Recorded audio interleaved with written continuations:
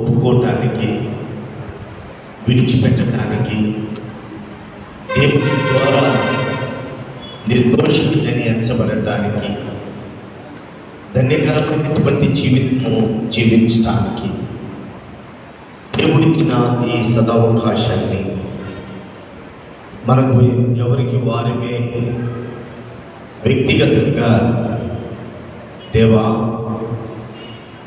పాపులైనటువంటి నన్ను మీరు ప్రేమించారు, నా కొరకు ప్రాణం పెట్టారు, పరలోకపు పౌరస్థితి నాకు కలగాలని మీరు ఆశించిన దేవుడు. అయితే ప్రభువా, అటు స్థితికి చేరటానికి ఇంకేమైనా నా అంతరంగములో దాగి ఉన్న పాపములను ఒకవేళ నేను మరిచి ఉంటే నన్ను మన్నించు. మీ కృపలో జ్ఞాపకము చేసుకొని వాటిని తీసివేసి నన్ను కరుణించు అని దేవుని ఎదుట విశ్వాసమునకు కర్తయు దాన్ని కొనసాగించువాడైన యేసు వైపు చూస్తూ, ఆయన్ని చూస్తే ఆయన ముఖకాంతిలో మన రహస్య పాపములు కనపడతాయి. ప్రభువా, పాపినైన నన్ను క్షమించు అయ్యా అని ఆయన ఎదుట ఒప్పుకొని గొప్ప వాక్యం. ఒప్పుకుందామా? విడిచిపెడదామా? ప్రభు యొక్క కృపకు పాత్రను అవుదామా? అయితే ఇదిగో మీకు అనుకూల సమయం. పాపినైన నన్ను కరుణించి రక్షించు ప్రభు అని ప్రార్థించి, పెదవుల్లో నుండి కాదు కానీ హృదయ అంతరంగములో నుండి, మన వస్త్రాలను చింపుకోవలసిన పని లేదు కానీ హృదయమును చింపుకొని ప్రభు ఎదుట ప్రాధేయపడదాం. ఎందుకంటే అన్నాడు, నమ్మదగిన దేవుడు, నీతిమంతుడు, మన సమస్త దుర్నీతుల నుండి మనలను పవిత్రులుగా చేయగలిగిన దేవుడు. ఆయన సన్నిధానంలో మనమే వ్యక్తిగతంగా ప్రార్థించుకుందాము.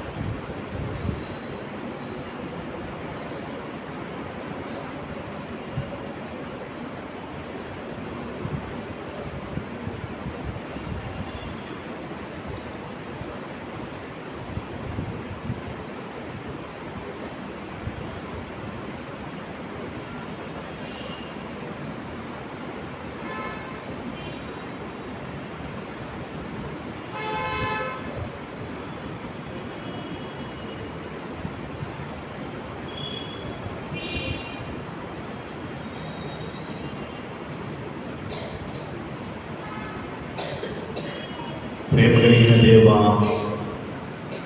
కరుణ కలిగిన తండ్రి, కృపా కనికరాలకు కారణభూతుడు అయిన మా ప్రభువా, ఈ ఉదయమున మీ పరిశుద్ధ మందిరంలో యేసుక్రీస్తు నామములో ప్రభువా, పాపులమైనటువంటి మమ్మలను కరుణించుము అని ప్రార్థించుండగా మమ్మలను జ్ఞాపకం చేసుకుని మాలో ప్రభువా దాగి ఉన్న ప్రతి అపవిత్రతను తీసివేసి పరిశుద్ధపరచండి. అట్టి కృపను మాకు దయచేయండి ప్రభువా. మీరు పరిశుద్ధులు కనుక మేమును పరిశుద్ధులుగా ఉండాలని ఆశించిన దేవుడు. అలా ఉండాలంటే పరిశుద్ధాత్మ అభిషేకం మాకు కావాలి. దహించు అగ్నివి ప్రభువా, మాలో మలినాన్ని దహించి తీసివేయండి. శుద్ధ హృదయాన్ని కలగచేయండి. ఆత్మపూర్ణులుగా చేయండి. మీ సహాయం మాకు అనుగ్రహించండి.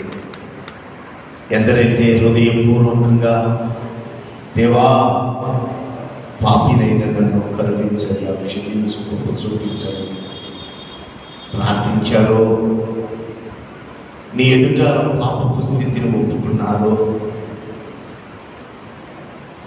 మా పాపములను పరిహరించి హిమం కంటే తెల్లగా మేముంటున్నట్లు మీ సహాయం మాకు దయచేయండి. రక్షణ ఆనందములో మేము జీవించటకు కృప చూపించమని మమ్మలను మీ చేతికి అప్పగించుకుంటూ యేసు నామమున ప్రార్థిస్తున్నాము తండ్రి. ఆమేన్. ఆమేన్. కూర్చున్నామండి.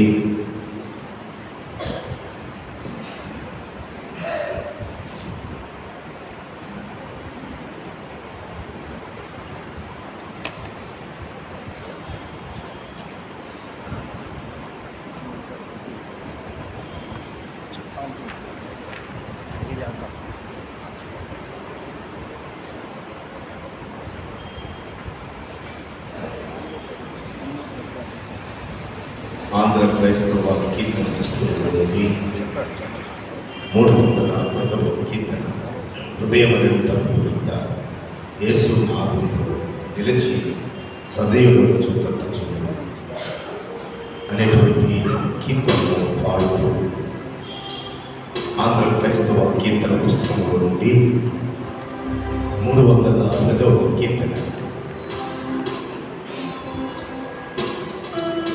310వ కీర్తన పాడుతూ దేవుని పరిశుద్ధ నామాన్ని స్తుతిద్దాం. హృదయమనెడు తలుపు నొద్ద యేసు నాదుండు. హృదయమనెడు తలుపు నొద్ద యేసు నాదుండు. సదాయుడవచ్చు దాటుచుండు సకల విధములను దిలచి. సదాయుడవచ్చు దాటుచుండు సకల విధములను వరుణి పోలి నిలుచున్నాడు పరికించి చూడా. నిలచున్నాడు పరికించి చూడా. అతడు కరుడుగాడు రక్షకుండు ప్రాణస్నేహితుడు. అతడు కరుడుగాడు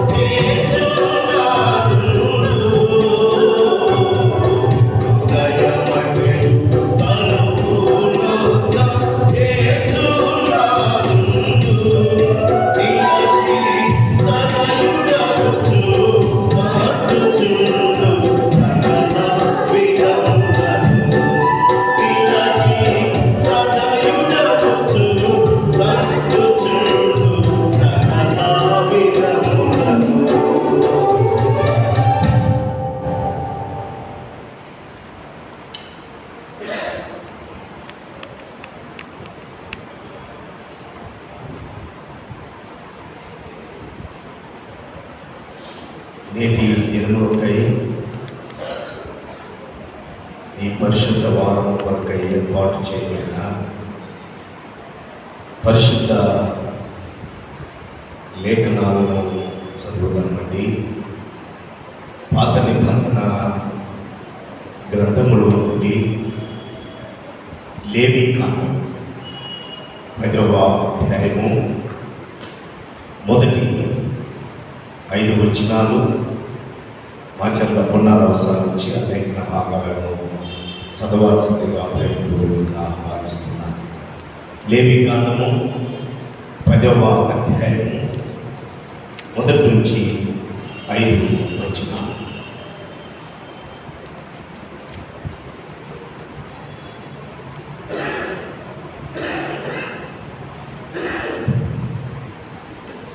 ఈ దినమునకై ఏర్పాటు చేయబడినటువంటి పరిశుద్ధ లేఖన లేవీకాండము 10వ అధ్యాయము 1 నుంచి 5 వచనాలు చదువుకుందామండి.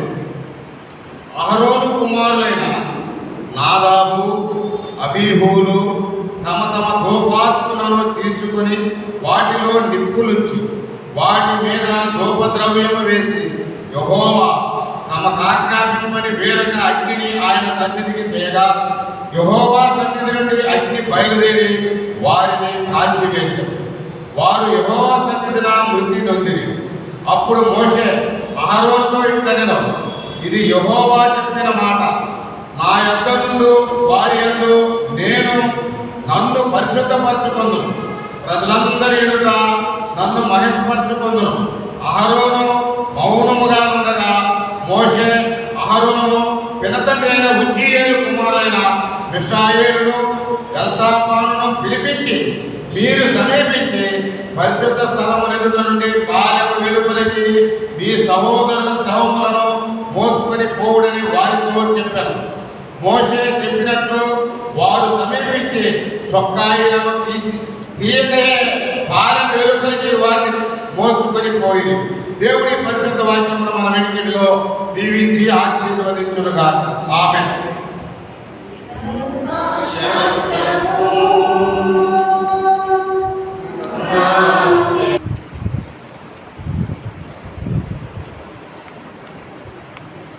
యోహాను రాసిన మొదటి పత్రిక 5వ అధ్యాయం 13వ వచనం నుంచి 17 వచనాలు చదువు.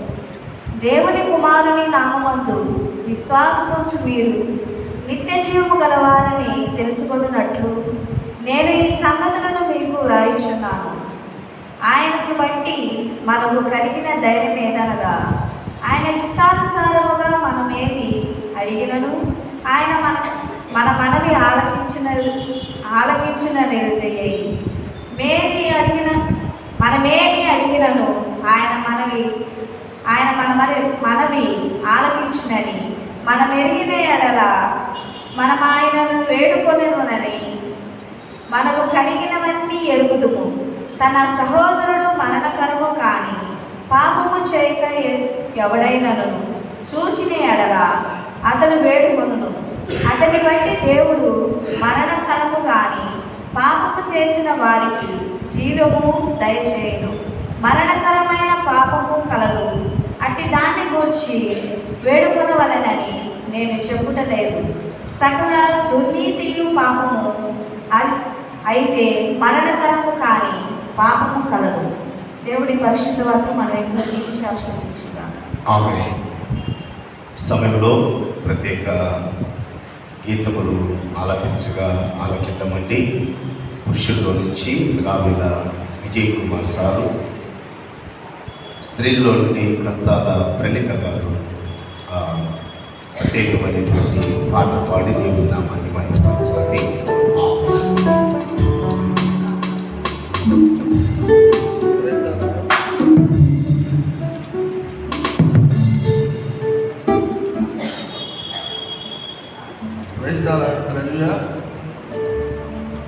దైవ సేవకులు ఉత్తరగిరి జోసెఫ్ గారు రాసిన పాట, ఆకాశమును భూమి నెలరాలు దేవుడే లోకాల రక్షకుడు జన్మించినాడు.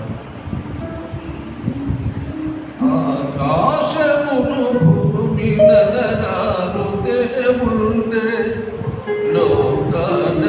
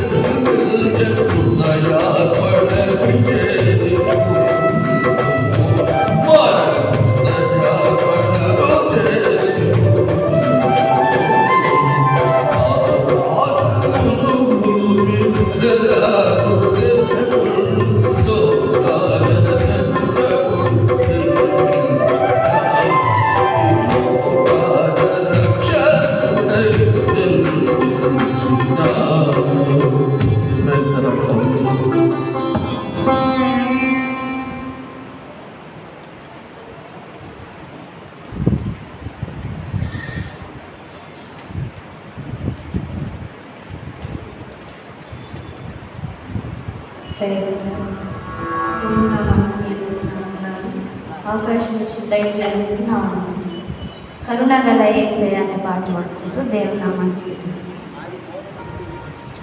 కరుణ గల యేసయ్య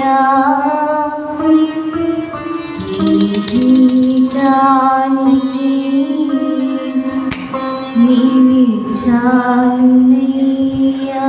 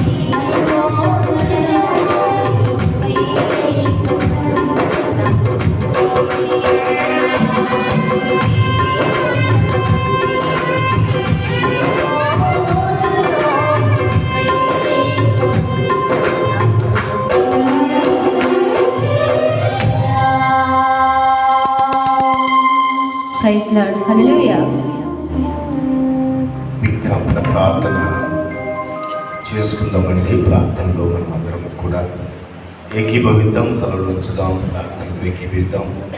పురుషుల్లో నుండి మాజీ సెక్రటరీ గారు చిన్నపూడి ఇజ్రాయిల్ సారు ప్రార్థన చేస్తారు.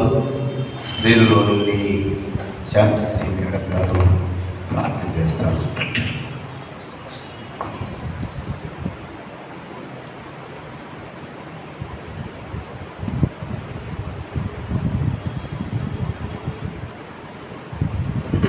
Hello, praise the lord. ప్రార్థించుకుందాం. అందరూ తలలు వంచి కళ్ళు మూసినట్లయితే కొద్ది నిమిషములు దేవునితో మాట్లాడదాం. ప్రార్థన. భూమిని ఆకాశమును సమస్తమును చేసిన గొప్ప తండ్రి, ఈ పరిశుద్ధమైన మహోన్నతమైన ఉన్నత పరిశుద్ధ నామానికి వేలాది వందనాలు, కృతజ్ఞత స్తోత్రాలు చెల్లించుకొచ్చినాము.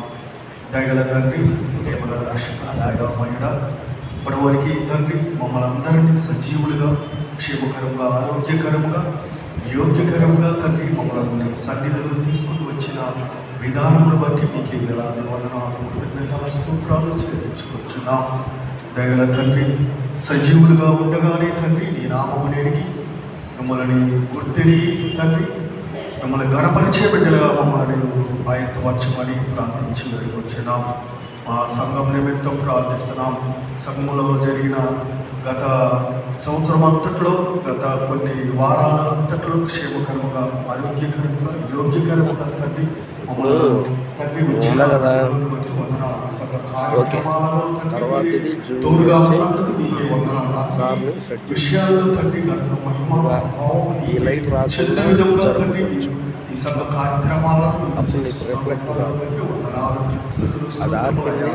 మా సంఘంలో ఉన్న ప్రతి కుటుంబాన్ని పేరు పేరున ప్రార్థిస్తున్నాం.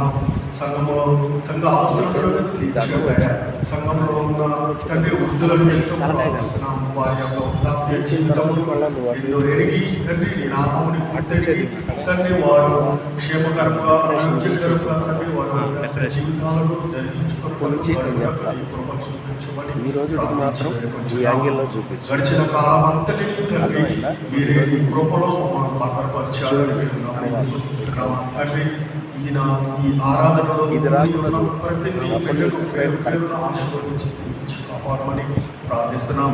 నీ వాక్యం చెప్పున నీ దేవుడు చెప్పునై ఉన్న నీ దేవుదాసునికి నోటికి బూరగా ఉండి మంచి మర్మములతో కూడిన వాక్యాన్ని మాకు విశదీకరించుచుండగా మా హృదయాలలో తండ్రి వాటిని బదిలపరుచుకొని వాక్యానుసారమైన జీవితాలను మేము జీవించే కృపను అందించమని ప్రార్థిస్తున్నాం. నీ రాకడానికి సమీపంగా ఉన్నదని మేము గుర్తెరిగి జ్ఞానాన్ని మీరు మాకు దాయించమని ప్రార్థిస్తున్నాం. సహాయం అందించండి.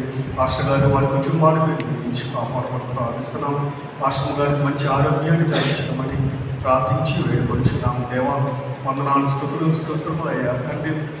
మా సత్తెనపల్లి పట్టణాన్ని చూసి ఆశీర్వదించి దీవించి కాపాడండి. పట్టణంలో ఉన్న ప్రతి ఈ బిడ్డను మీరు ఆశీర్వదించండి అయ్యా. మా చుట్టుపక్కల హాస్పిటల్స్లో ఎంతమంది అవుతండి చంటి బిడ్డలు వారు అనారోగ్యంతో ఇబ్బంది పడుచున్నారు. వారిని యేసు నామములో ముట్టి స్వస్థతను చేకూర్చమని ప్రార్థిస్తున్నాం.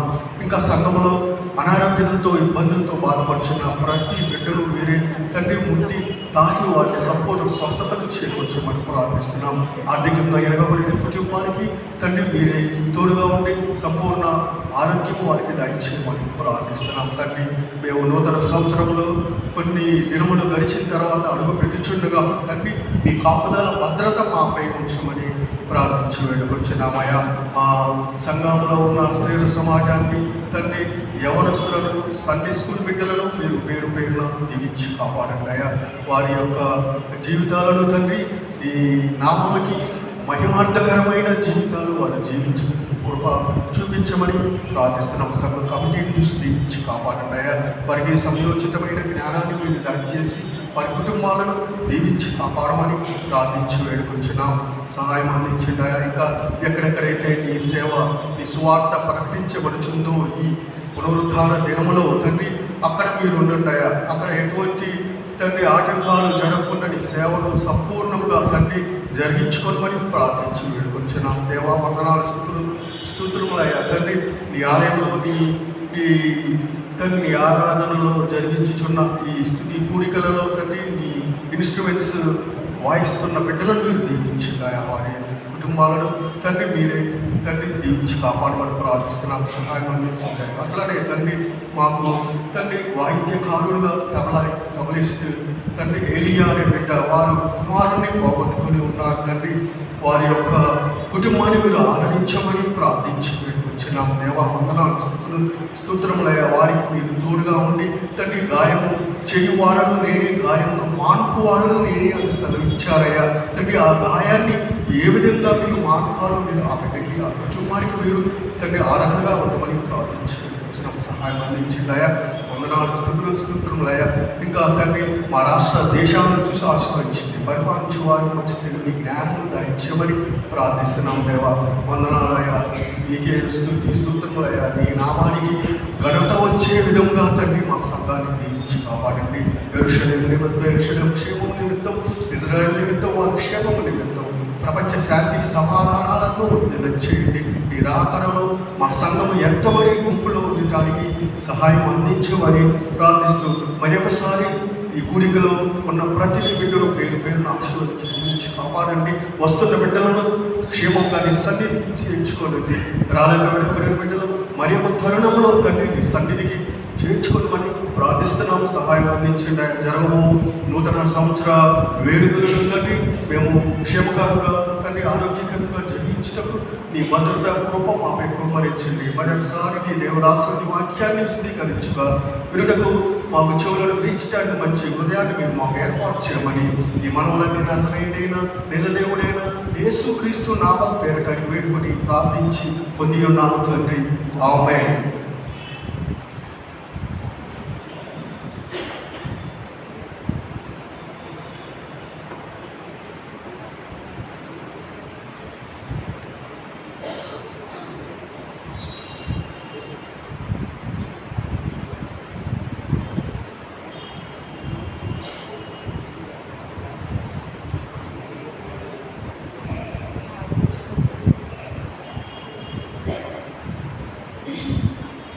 పరిశుద్ధులు తండ్రి, భావశక్తుల దేవా, గడిచిన కాలంలో ఎంతో సురక్షితంగాను క్షేమంగాను ఆరోగ్యంగాను సత్యంగాను కాపాడుతండి.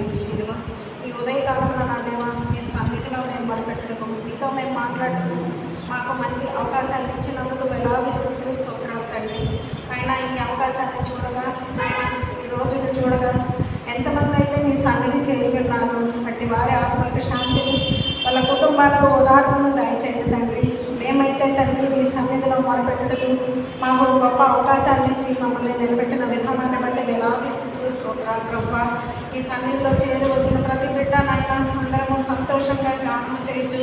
ఇప్పటి వరకు తండ్రి మిమ్మల్ని ధ్యానించాం ప్రభా. అయ్యా తండ్రి ఇక ముందు కూడా మేము మిమ్మల్ని ఇలాగే ధ్యానించే బిడ్డలంగా ఉండటకు మీ కృపా కనికరములను చూపించండి తండ్రి. దేవా నా ప్రభా, ఇప్పటి వరకు నాయన సంఘంలో జరిగిన ప్రతి కార్యక్రమాన్ని తండ్రి మీకు మహిమకరంగా జరిపించినందుకు వేలాది స్తుతులు స్తోత్రాలు తండ్రి. ఎలాంటి ఆటంకాలు జరగకుండా ప్రభా ప్రతిదీ నాయన క్రమబద్ధంగా జరిగించి మీకే మహిమ ఘనత ప్రభావం పొందుకునేలాగా సహాయం చేసినందుకు స్తుతులు స్తోత్రాలు చెల్లిస్తున్నాం ప్రభా. చేరి వచ్చిన ప్రతి బిడ్డ మీ సన్నిధిలో నాయన తమ పాపాలను ఒప్పుకొని మీ సన్నిధిలో మీ బిడ్డలుగా నిలబడటకు నాయన మార్గదర్శకంగా ఉండమని ప్రార్థిస్తున్నాం ప్రభా. మేము ఇక్కడ చేసిన ప్రతి ప్రార్థన తండ్రి మీ సన్నిధికి చేరుతుందని మేము గుర్తెరిగి నిజాయితీతోనూ నాయన నిష్కపటంగా ప్రార్థించే బిడ్డలుగా ఉండుటకు మాకు మంచి మనసును పుట్టించండి తండ్రి. మా భవిష్యత్తును మీరు నిర్ణయించగల తండ్రి. మీకు అసాధ్యమైనది ఏది ఈ లోకంలో లేదు ప్రభా. కాబట్టి నాయన తండ్రి మీరే గొప్ప దేవుడని మేము తెలుసుకొని మీ పాదాల చెంత చేరి మిమ్మల్ని ధ్యానించుండగా తండ్రి ప్రతి ఒక్కరూ నాయన విశ్వాసంతో నమ్మకంతో నాయన మంచి భక్తితో నాయన పవిత్రమైన ఆత్మతో మిమ్మల్ని ధ్యానించే బిడ్డలుగా ఉండటకు సహాయం అందించండి తండ్రి. ఎలాంటి లోటు లేకుండా మీరు కాపాడగలరన్న విశ్వాసం మాకు ఉండగా తండ్రి దాన్ని బలపరచుకొని మేము ధ్యానించుండగా తండ్రి మమ్మల్ని మీరు బలపరచండి తండ్రి. నాయన తండ్రి ఇదిగో దేవా ఈ సంఘంలో ఉన్న ప్రతి ఒక్క బిడ్డని ఆశీర్వదించండి తండ్రి. ప్రతి ఒక్క బిడ్డని మీ బిడ్డలుగా కాచి కాపాడమని వేడుకొంచున్నాం. వారి కుటుంబాల్లో ఉన్నటువంటి ప్రతి స్థితిని నాయన గుర్తెరిగి తండ్రి వారి ఏ విషయమై మీ పాదాల చెంత చేరి ప్రార్థిస్తున్నారో ప్రభు అంటే వారి మొర మీ సన్నిధికి చేర్చుకొని వాటిని సమకూర్చమని ప్రార్థిస్తున్నాం తండ్రి. దేవా ఎంతో మంది నాయన అనారోగ్యంతో బాధపడుతుండగా తండ్రి వారికి స్వస్థత చేకూర్చమని వేడుకొచ్చున్నాం ప్రభు. నాయన మీ సన్నిధికి రాలేక నాయన కొంతమంది బాధపడుతూ ఉండవచ్చు, అనారోగ్యంతో బాధపడుతూ ఉన్నారేమో తండ్రి. వారికి స్వస్థత చేకూర్చి మీ సన్నిధిలో అడుగుపెట్టకు శక్తిని ప్రసాదించమని ప్రార్థిస్తున్నాం దేవా. ఇదిగో నా తండ్రి నా దేవ సంఘంలో ఉన్న కాబట్టి వారిని ఆశీర్వదించండి ప్రభు. వారు చేస్తున్న కార్యక్రమాల పట్ల నాయన అందరూ సంతృప్తిగా ఉండగా ఇంకా వారు చక్కని కార్యక్రమాలు చేయటకు సహాయం అందించండి ప్రభు. ప్రతి ఒక్కరికి నాయన వారికి జ్ఞానాన్ని దయచేసి ఏమేమి చేస్తే ఇంకా మనము ప్రజల్లో మీ సువార్తను ప్రకటించగలమో అని తెలుసుకుని నాయన వారికి ప్రతిదీ నేర్పించమని ప్రార్థిస్తున్నాం ప్రభు. అలాగే స్త్రీల సమాజాన్ని ఆశీర్వదించండి తండ్రి. వారు కూడా నాయన మీ దయలో మీ కృపలో దినదినాభివృద్ధి చెందుచుండగా తండ్రి మా అందరికీ కూడా మీ కృపా కనికరములను మాకు చూపించి మేము ఎల్లప్పుడూ మీ సన్నిధిలో నిలబడేలా అవకాశం మిమ్మల్ని వేడుకొచ్చున్నాం. చిన్నపిల్లలను ఆశీర్వదించండి తండ్రి. వారిని నాయన చిన్నతనం నుంచే మీ యందు విశ్వాసంతో నమ్మకంతో భయభక్తులు కలిగి జీవించే బిడ్డలుగా ఉండటం సహాయం అందించమని ప్రార్థిస్తున్నాను నేను దేవా. అలాగే నా తండ్రి నా దేవ ఇదిగో పెద్దవారిని ఆశీర్వదించండి తండ్రి. నైనా మీ సన్నిధిలో నైనా నిలబడి ప్రార్థించగల బిడ్డలంగా మారు మనసు పొంది మీ కృప కొరకు మీ దయ కొరకు ఎదురు చూసే బిడ్డలంగా మేము ఉండటం మీకు దయ చూపించండి తండ్రి. దేవా తండ్రి ప్రభు నాయన ఇప్పటి వరకు మా జీవితాన్ని ఎంతో నాయన మంచిగా నడిపించారు ప్రభు. నాయన మీకు మార్గదర్శకంగానే జీవిస్తున్నామని నమ్ముతున్నాము. ఏ దారి తప్పకుండా ఏక నుంచైనా తండ్రి సరైన దారిలో నడిచి నాయన మంచి జీవితం జీవించే బిడ్డలంగా ఎదుగుటకు సహాయం అందించండి తండ్రి. అదేవిధంగా తండ్రి ప్రభు యవనస్తులను కాపాడండి తండ్రి. వారికి సరైన మార్గదర్శకాన్ని చూపించండి తండ్రి. అయా మీ చర్చిలో వాళ్ళు మిమ్మల్ని ధ్యానించే బిడ్డలుగా ఉంటుండగా తండ్రి వారు దారి తప్పకుండా నాయన మీ అంత విశ్వాసంతో నమ్మకంతో మీ బిడ్డలుగా నేను జీవించే ఉండటకు సహాయం అందించండి తండ్రి. అలాగే తండ్రి ఎంతమంది అయితే తండ్రి మేము సువార్త బోధించుండగా తండ్రి అట్టి వారందరికీ నాయన ఆటంకాలు కల్పిస్తున్న ప్రతి వారికి నాయన మీరే బుద్ధి చెప్పండి తండ్రి. నాయన మీరే దయ చూపించి ఇంకా మీ సువార్త ప్రకటింపబడేలాగా సహాయం అందించమని ప్రార్థిస్తున్నాను దేవా. నా దేవా నా ప్రభు తండ్రి మీరు చూపిస్తున్న కృపను బట్టి నాయన ఎంతోమంది నాయన మారు మనసు పొందుచుండగా తండ్రి వారందరికీ నాయన ఎటువంటి కష్టం రాకుండా నాయన మీ ద్వారానే మేము మేలు పొందామని తెలుసుకునేలా సహాయం అందించమని ప్రార్థిస్తున్నాను దేవా.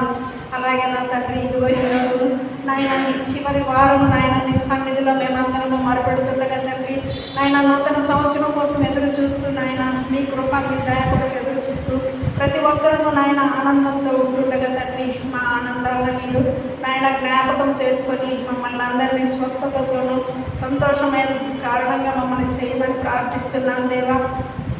నా తండ్రి ఈరోజు ఇప్పుడు మీ దైవజనుడు చెప్పు వాక్యాన్ని బట్టి నాయన తండ్రి మేము చాలా మార్పు చెందుతున్నాం కాబట్టి ఇంకా ఈ వాక్యంలో మేము ఎదిగి ఇంకా ఈ వాక్యానుసారంగా బ్రతకడం నేర్చుకునేలా ఆయన వాక్యం చెబుతుండగా నా దేవా నాయన ఆ వాక్యాన్ని బలపరచండి నాయన తండ్రి. ఆ వాక్యానుసారంగా జీవించడం మాకు నేర్పించండి తండ్రి.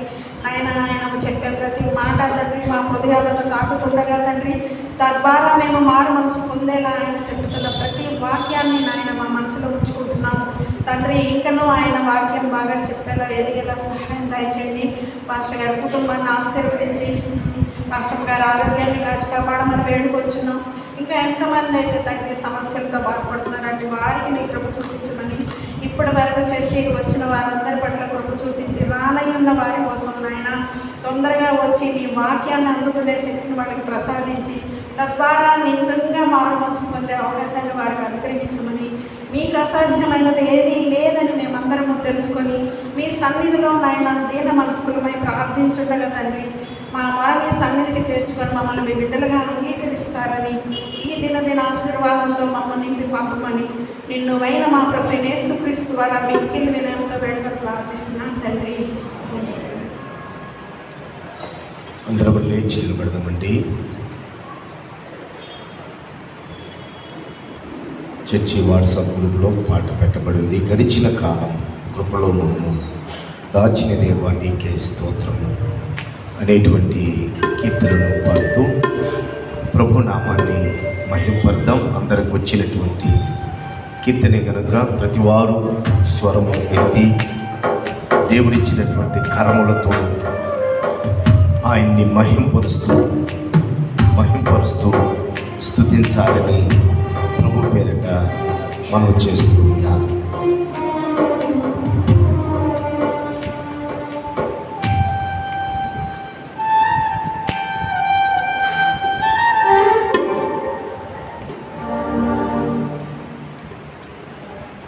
గడచిన కాలము కృపలో మమ్ము కాచిన దేవా నీకే స్తోత్రము. పగలు రేయి కనుపాపదే కాచిన దేవా నీకే స్తోత్రము. గడచిన కాలము కృపలో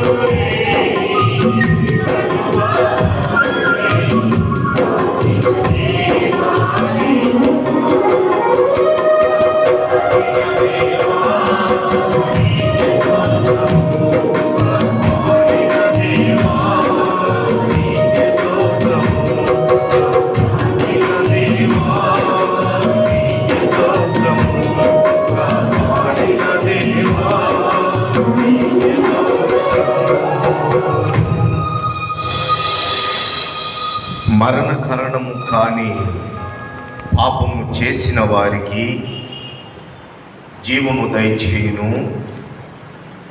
మరణకరమైన పాపము కలదు. ప్రార్థన. ప్రేమ కలిగిన తండ్రి, కృప కలిగినటువంటి దేవా, స్తుతులకు పాత్రుడా నీకు వందనాలు. ఈ సమయంలో ఇంతవరకు కీర్తించి కొనియాడటానికి మీరు మాకు ఇచ్చిన ఈ సమయాన్ని బట్టి మీకు కృతజ్ఞతలు, స్తోత్రములు చెల్లిస్తూ ఉన్నాము. జుట్టు తేనె దారుల కంటే మధురమైన నీ మాటలను ప్రభువా ఇప్పుడు మేము ఆలకించుచుండగా పరిశుద్ధాత్మ మా మీద ఉంచి మంచి నేలలో పడిన విత్తనములు ఏ రీతిగా వృద్ధి కలుగుతున్నావో అలా నీ వాక్యము మాలో నాటండి. అయితే ప్రభా ఈ సమయంలో మీ పక్షమున మీ యొక్క పనిముట్టుగా అల్పుడైనటువంటి మీ దాసుడైన నన్ను మీరు ఏర్పరచుకున్నాడు. అందరూ బట్టి కృతజ్ఞతలు చెల్లిస్తూ ఉన్నాను. అయితే ప్రభా నేను జ్ఞానము లేనటువంటి వాడను, జ్ఞాన ప్రదాతవు నీవు, మాట్లాడువారు మీరు కాదు, నేను మాట్లాడించువాడును అని సెలవిచ్చిన దేవా, నన్ను మరుగు చేయండి మీ సిలువ చాటున. మీరు మీ పనిలో ఒక పాత్రగా ఈ స్వరము ద్వారా ఇదిగో మా అందరితో మీరు మాట్లాడాలని యేసు నామమున ప్రార్థిస్తున్నాము తండ్రి. ఆమేన్. దయతో కూర్చున్నామండి.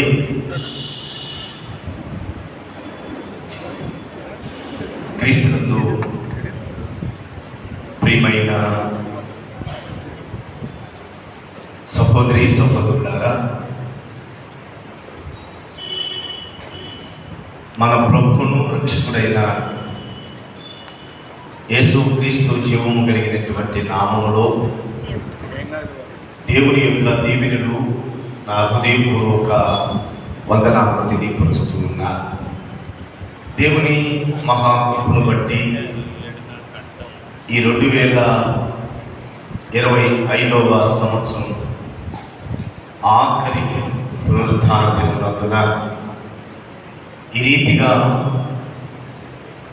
స్తుతుల సింహాసన శ్రీనుడైన సర్వోన్నతుడైనటువంటి దేవుణ్ణి స్తుతించి ఆరాధించడానికి, ఆయన మాటలను వినటానికి ఆయన మనకు అనుగ్రహించిన ఈ శ్రేష్టమైనటువంటి తరుణాలను బట్టి త్రియేక దేవునికి మనందరి పక్షాన కృతజ్ఞతలు, స్తుతులు, స్తోత్రములు చెల్లిస్తూ ఉన్నారు.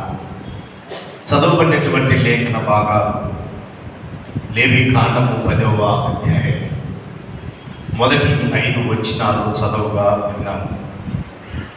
కృత నిబంధనలో నుండి యోహాను రాసినటువంటి మొదటి పత్రిక 5వ అధ్యాయము 13 నుంచి 17 వచనాలు చదవగా విన్నాము. ప్రియులారా, ఈ దినమున ప్రాముఖ్యంగా నూతన నిబంధనల నుండి చదవబడిన లేఖన భాగం యోహాను రాసినటువంటి మొదటి పత్రిక 5వ అధ్యాయం 13వ వచనం నుండి 17వ వచనంలో ఉన్న ప్రాముఖ్యమైనటువంటి ఒక మాటను సర్వశక్తి కలిగినటువంటి దేవుడు మనకు తెలియపరచాలని ఆయన ఇష్టమాయన. పిల్లల ఈ క్రీస్తునందు ప్రియమైన వారులారా, ఈ అధ్యాయంలో మనకు 5 ప్రాముఖ్యమైనటువంటి విషయాలు కనపడతాయి. ఏమిటి అంటే, విశ్వాసము నిత్య జీవము పొందుతారు. అంటే విశ్వాసులు నిత్య జీవము పొందుతారని ఈ 5వ అధ్యాయము 11 నుంచి 13 వచనాల్లో మనం చూస్తాం. అలాగే విశ్వాసి లేక వ్యక్తి ఎవరైనా ప్రార్థన చేస్తే దానికి దేవాతి దేవుడు జవాబిస్తాడు అని ఈ 5వ అధ్యాయము 14వ వచనం నుండి 15వ వచనంలో మనం చూస్తాం. అలాగే క్రైస్తవుడు లేక క్రీస్తును ఎరిగి పరిశుద్ధాత్మపూరుడైనటువంటి వ్యక్తి అలవాటుగా ఎప్పుడు పాపము చేయడు అని 16వ వచనం నుండి 19వ వచనం వరకు అక్కడ రాయబడి ఉంది. తదుపరి ఈ 5వ అధ్యాయము 20-21 వచనాల్లో క్రైస్తవ జీవితం వాస్తవమైనటువంటి జీవితం అని అక్కడ తెలియపరిచారు.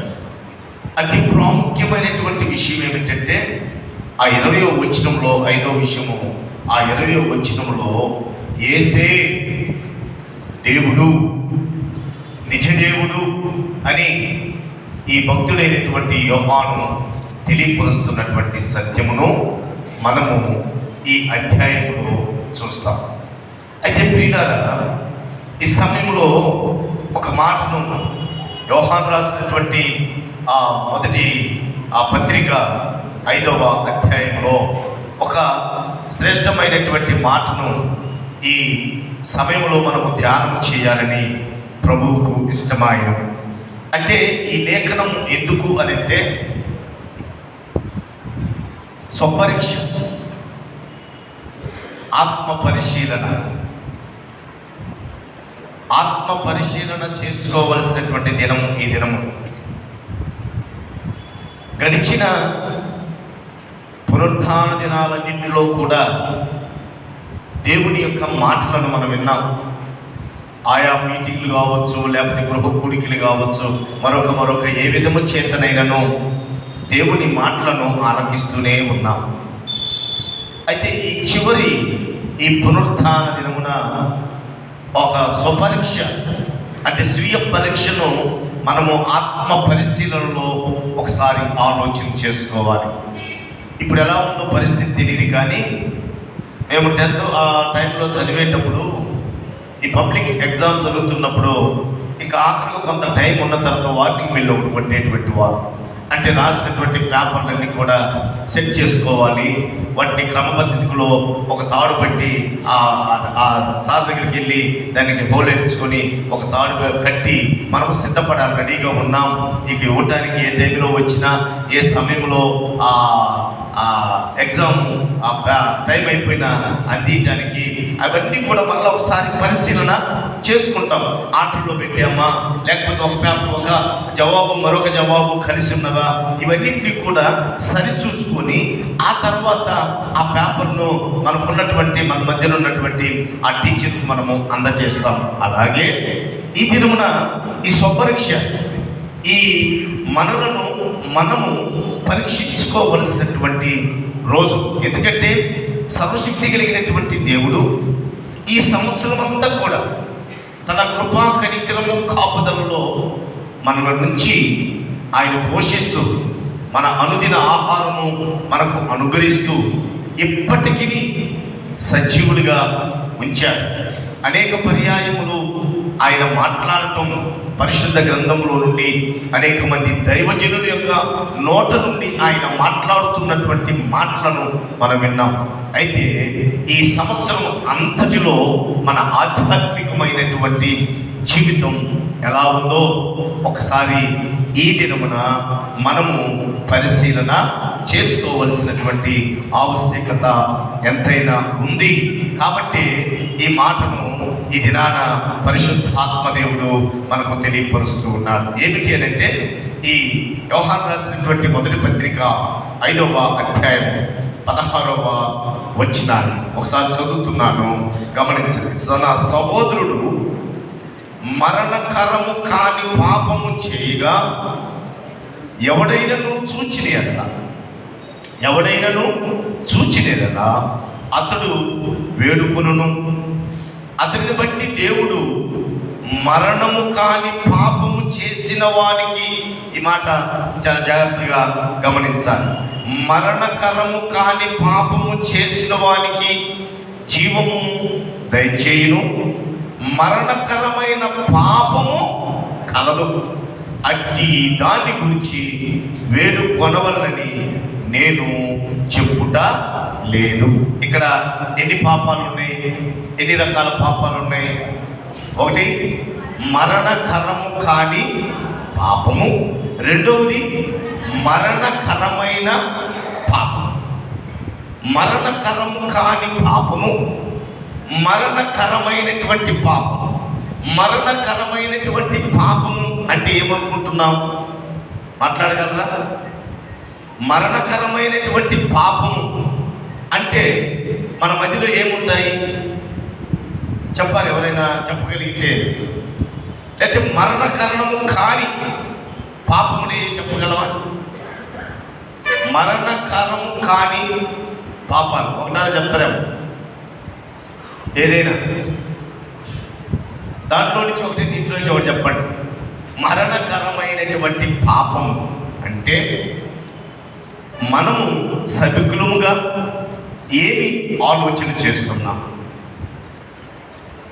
మరణకరమైన పాపం కాదు అని మన మధ్యలో ఏమి ఆలోచన కలిగి ఉంది అనేది ఈ దినమున పరిశుద్ధాత్మదేవుడు మనకు తెలియపరుస్తున్నటువంటి మాట.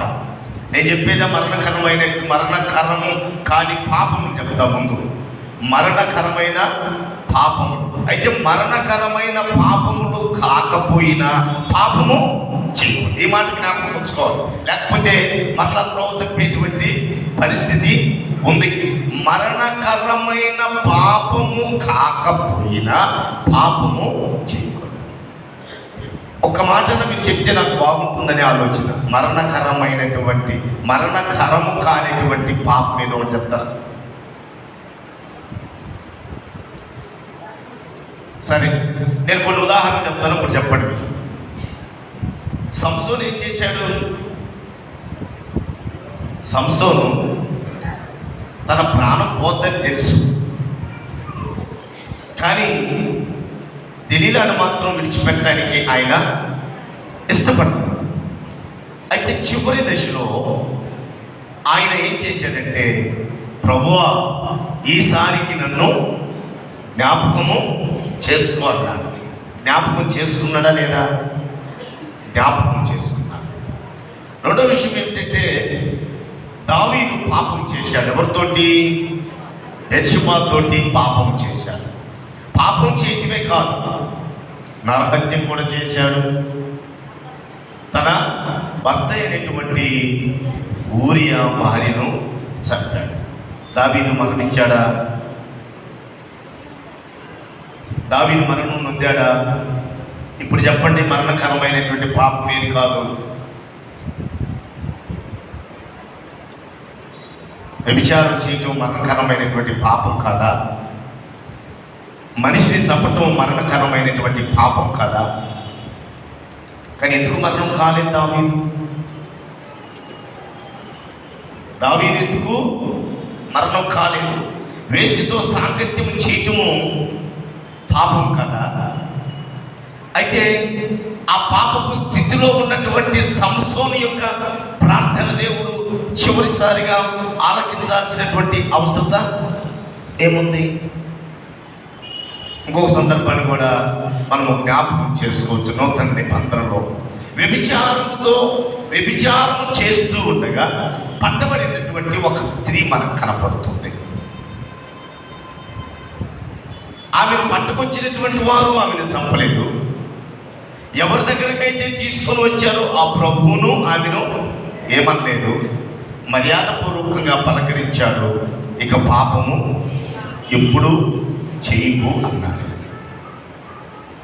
ఇవి పాపమే, కానీ మరణము సంప్రాప్తం కాలేదు. వెంటనే వారు మరణము తదుపరి వాళ్ళ కాలం తీరిన తర్వాత సంవత్సరం అంటే ఇక ఆఖరిగా ఆ ప్రార్థన ఆలకింపబడింది. ఆ తర్వాత వారితో కూడా ఆయన మరణము నొందాడు. కానీ దావీదు 40 సంవత్సరాలు రాజ్య పరిపాలన చేశాడు. నరహంతకుడుగా, ఒక వ్యభిచారిగా ఉండి కూడా ఆయన 40 సంవత్సరాలు అంటే దీర్ఘకాలము బ్రతికినట్టువి తన కాలము తీరిన తర్వాత మరణమయ్యాడు. అలాగే వ్యభిచారము ద్వారా పట్టబడినటువంటి స్త్రీ కొంతకాలము జీవించిన తదనంతరము ఆమె మరణమైంది. ఇది మరణము కాని పాపము, అంటే వెంటనే మరణము రానటువంటి పాపము, మరణము కానటువంటిది. అంటే వారి యొక్క జీవితంలో ప్రతిదీ కూడా 3 విషయాల్లో 3 ప్రత్యేకతలు ఉన్నాయి. వెంటనే పశ్చాత్తాప్తులైనటువంటి వారిని చూస్తాం. అక్కడ మనం వారు చేసింది తప్పే, వారు చేసింది అపరాధమే, వారు చేసింది దోషక్రియే. కానీ వారు ముగ్గురు, మనము జ్ఞాపకం చేసుకున్న ముగ్గురు కూడా వెంటనే ఆలస్యం లేకుండా ఆ ప్రభు ఎదుట పాపిని అని ఒప్పుకున్నారు. వారు కాలం తీరిన తర్వాత మరణము పొందారు. అయితే వెంటనే మరణకరమైన పాపం ఏంటో తెలుసా? వెంటనే ఇవి ఈ దినాన మనము స్వపరీక్ష,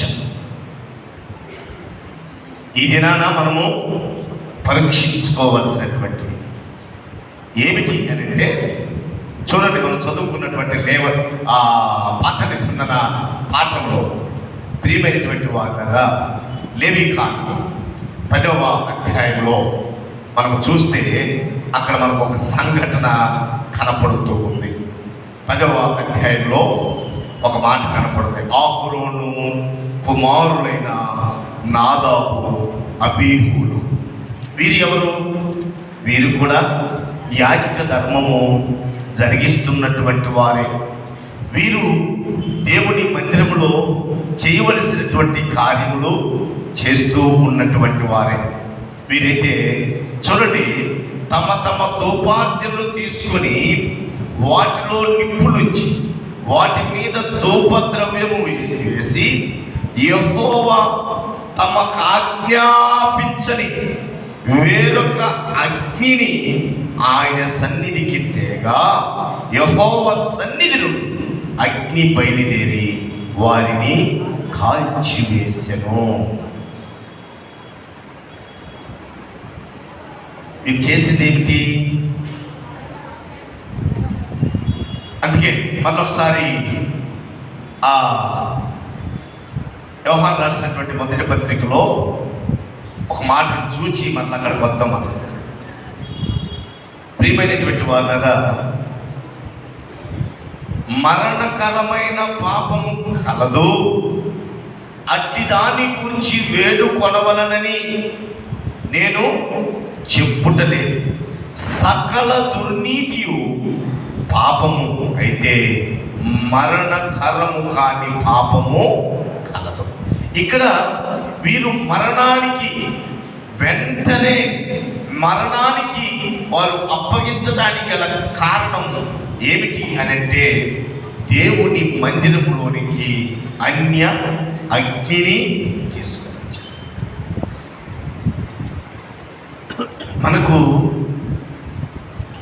ఆలోచించాలి ఈ సమయంలో. అంటే దాని అర్థం ఏమిటంటే,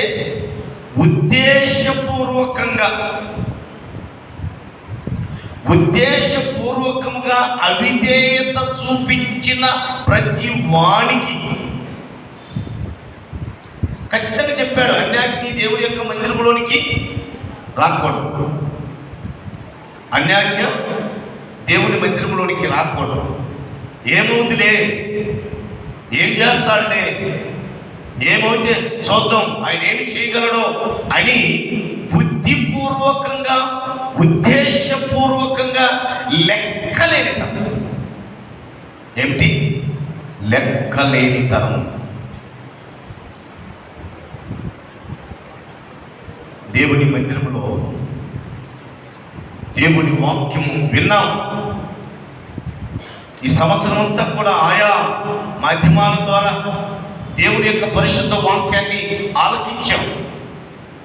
కానీ ఇక్కడ ఉద్దేశపూర్వకముగా అవిధేయత, కావాలని దేవుని యొక్క మందిరాన్ని అపవిత్రపరచడం, దేవుని యొక్క మందిరాన్ని ఉద్దేశపూర్వకంగా అపవిత్రపరచడం వల్ల వెంటనే యెహోవా అగ్ని వచ్చి వారిని కాల్చివేస్తుంది. మీరు వ్యభిచారులు కాదు, దొంగలు కాదు, మోసగాళ్ళు కాదు, కానీ వెంటనే మరణము వారిని తీసుకుని వెళ్ళిపోయింది.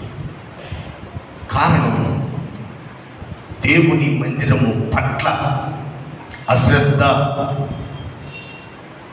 దేవుని మందిరము పట్ల ఉద్దేశపూర్వకమైనటువంటి కార్యాలను చేయటం వారిని అంతమొందించినట్లుగా మనము పరిశుద్ధ గ్రంథములో మనము చూస్తున్నాం. ఇప్పుడు పరిశీలన, స్వపరీక్ష.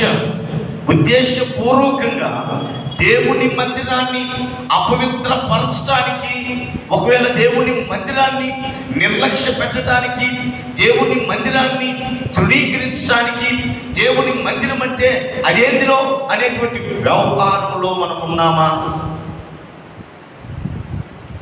ఒకసారి ఆలోచన చేసుకోవాలి.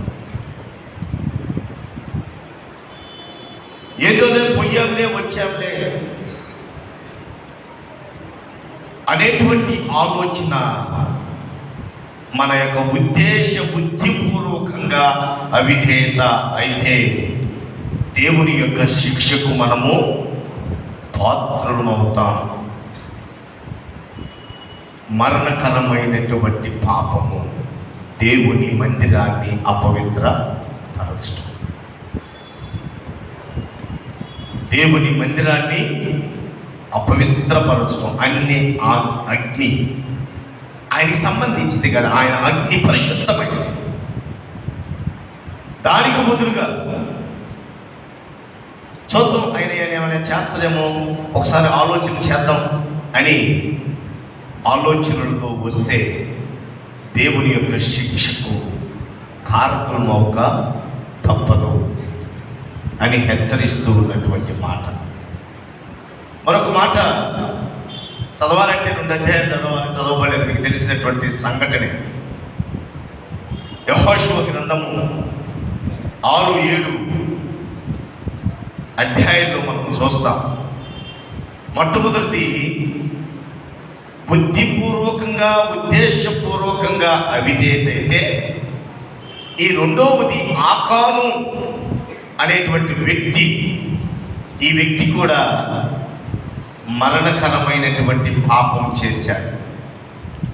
ఆడ దొంగిలించడం అనేది మరణకరమైనటువంటి పాపం అని కాదు, కానీ ఇక్కడ ఆయన చేసినటువంటి ఆజ్ఞ అతిక్రమం, ఆయన చేసినటువంటి తప్పు వల్ల ఇశ్రాయేలును నష్టపోవాల్సి వచ్చింది. అన్య జనులలో ఆయన నామము తక్కువ చేయబడింది.